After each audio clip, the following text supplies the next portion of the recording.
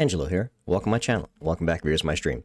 So guys, first off, we got a new little background here. Instead of the blood red and all the death and all that kind of stuff, we get blue. So that's not bad. Now this is a two-header. I seem to have missed this on Thursday, which is when they posted this. This is a development roadmap overview and updates on the plans for early access. This is going to be akin to a blog post, so here it is right away, a TLDR. So damn, look at all those extra characters we're seeing. Dude. Hell yeah. Hell yeah. Stages. Five more stages? Or like, dude, I don't even know how many more stages. Look at that. So, we got the Mad Forest, Inlaid Library, Dairy Plant, the two more that are coming along. Bonus, was it Il Molise, Challenge, Green Acres, Challenge you don't know, and two more, two challenges, and a bonus. Weapons. There's going to be a total of 48 out of 32. Look at a whole nother row of weapons. Man, this game just keeps on giving. Like I said, it's every 2 weeks now, but look at that. The power-ups, we're going to be getting 2 more power-ups. Ooh, questions. And achievements, limitless. Absolutely limitless. And then relics. We're going to get this 1 of 5, and then there's going to be 4 more, and then there's Arcanas. Oh, shit, what are we playing? Dota 2. Okay, coming in April. All right, I'm down 4, maybe? There's got 4 right there. Vampire Survivors. Next, overview of the roadmap to 1.0. When Vampire Survivors first released on Steam in early access, it was estimated to be about 60% completion. The game had 7 playable characters, 22 weapons, 12 power-ups, 1 stage, and 23 achievements. Thanks to overwhelming success and support from the players, new content has started to come out at a much faster pace than anticipated, and the roadmap has also expanded significantly. The amount of players planned for the version 1.0 of the game has doubled, and so has the number of stages with the introduction of bonus and challenge stages. A dozen new weapons have been designed and a handful of new power-ups thrown into the mix. This is where we're at now, patch 0.3.1. Playable characters, 15 out of 24. Weapons and evolutions, 32 out of 48. Power-ups, 18 out of 20. Normal stages, 3 out of 5. Special stages, 2 out of 5. That's about 70% completion for the new roadmap to 1.0, but it doesn't even include the content that the first new major game mechanic will bring to the game. The first one, Arcanas, will arrive in April and will unlock a whole new level of viable builds and power creep.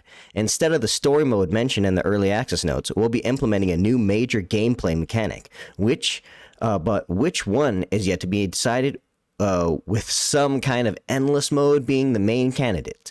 This doesn't necessarily mean the story mode is gone forever, but the deep lore of Vampire Survivor requires a solid grasp of theoretical physics to be fully appreciated. So maybe environmental storytelling and subtle hints are the way to go. Please don't take anything from this last paragraph seriously. New engine, new me. Just kidding. New engine, performance issues, and promised features pushed back. When I first launched Vampire Survivors, all I wanted was to have a little game that would allow me to have fun making new game content in my spare time.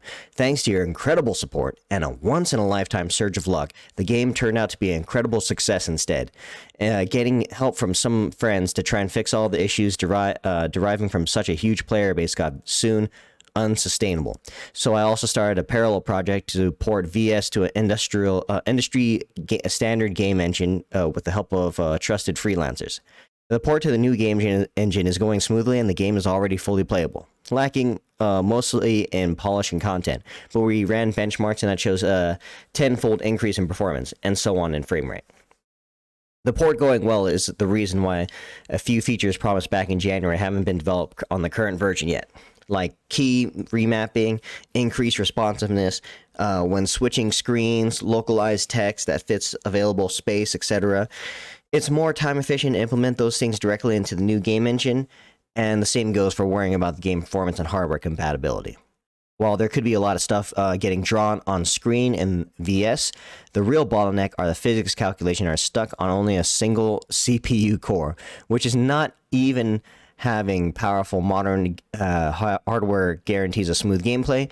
That list of hardware includes a Steam Deck. Unfortunately, the game's performance dipping to an embarrassingly slideshow near the end of a run, while other graphics-intensive games run at a buttery 60 FPS. The new engine will ensure VS runs smooth like butter too. We're aiming to realize the version of the new engine in the summer. The executable will be completely different, but save data will be moved over. Of course, thank God. Mobile version and other version. Vampire Survivor originally released on Android in just a couple of test markets, and it ran terribly. It was so bad, in fact, that I decided to stop developing it and move it to PC instead. With the new engine, the game is perfectly playable on mobile, so we're happy to see a proper version hitting the store soon. In the meantime, we want to play on the go. There is a Steam Deck option, of course, but I also recommend, once again, to play Magic Survival on Android, which is the game that inspired the original prototype of Vampire Survivors. I doubt I'd have started development on developing VS if I hadn't played something as good as Magic Survival. As other mobile games in the same tend to be the usual ads and microtransaction machines with a bit of gameplay attached. Speaking of games, there's another one I'd like to mention that is Serenade of Chaos, an actual roguelike for those who, for which the original asset pack used by Vampire Survivors was commissioned for. Here are some words from developer Slashy. Castlevania RL is completely traditional turn-based roguelike that was originally created for the very first 7D RL challenge back in 2005. A lot of things were planned, but this version only managed to have a survival mode in which you could stay at the entrance of the castle, fighting round after round of enemies, getting upgrades through whipping your mystic weapons. After some months of development and many things were added, including different character classes and a full story mode, but the game remained using a traditional character-based display. When I was contacted by an artist who would later be known as Oryx, he was looking for interesting roguelike projects to support with graphics, and he created an awesome tile set for it. Amid some of the more popular XRLs, like Doom RL, Castlevania RL never became popular because, due to the being super difficult and somewhat hard to get into, Oryx decided that he'd release a tile set as his high-res Gothic tile set, and some other variants available with a non-exclusive license on his website. Also, somewhere down in development, I added back the survival mode to it for nostalgia about its original roots. The game was recently added to itch.io for easier access and preservation. Although it hasn't seen any updates in ages, I also made this video some time ago, and there's a YouTube link you can check out. When developing VS, I wanted to focus exclusively on gameplay and having fun, which is why I'd let the available sprites, or just about my first thing that comes to mind, to influence any aspect of the game. With playing games being my main hobby, that first thing that comes to mind very often turned into a reference to some other game I love, either consciously or not. For example, I only realized that the no-nonsense approach of a mash a button to start playing immediately of a game menu came to me from One Step in Eden a few months ago before starting the development on VS. Or there's a cheat code that gives you exactly 2,800 gold because that's the same amount you get by cheating in Kagero Deception 2. The list of influences goes on, but I'm sure it's safe to say that without Magic Survival and Serenade of Chaos, there wouldn't be a Vampire Survivors today. So please check them out. Thank you once again for the awesome community. See you on the update thread for the patch 0.32 in a couple days. And a quick message from Sleuthy, our community manager. See what's going on behind the scenes. Have a public issue tracker on Trello so we can see the progress of our common bugs and suggestion currently being worked on the team. There's the public tracker. These issues have been brought to us by Brunt members on our Discord, so join us on the community chat and let us know any thoughts to helping improve the game. And then it's like we're loving hanging out with Vampire Survivor, Twitter, other socials, polls, right there at linktr.ee Vampire Survivors. And then getting right into it, guys. So that was the roadmap right there. Again, nice little blue background. It's very nice. That was on Thursday, March 24th. And guess what? I missed it. Well, no, I saw it later. Patch 0.3.2. So basically any big patches are in red. Any roadmap or any other details are in blue. Nice. So, that one goes right here saying 0.3.2, 5 new achievements, new content, contains 5 new achievements, and Mad Forest Coffin, 3 new weapons, or more like 2.5, 1 new unlockable power-up, 1 new musical track that plays when...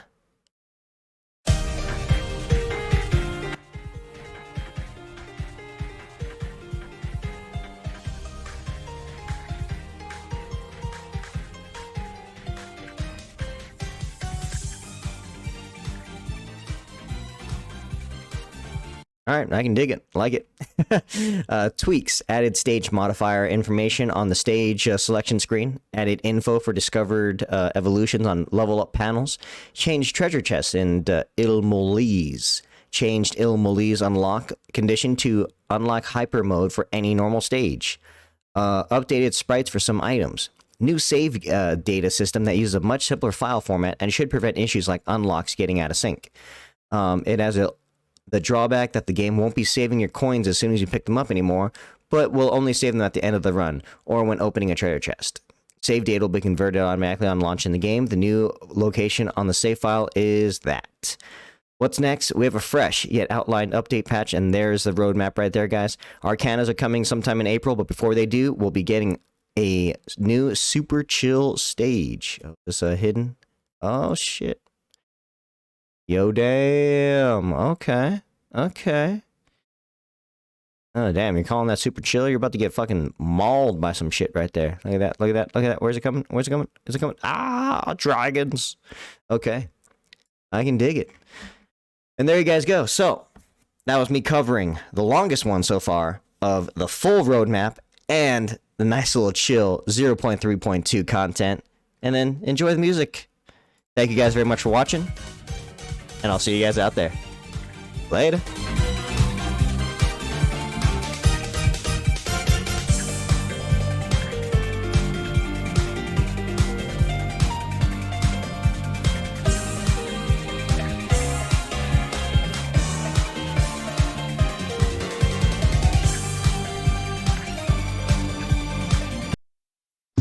Freeze! Who are you? What are you doing here? Hold your fire! I'm a human!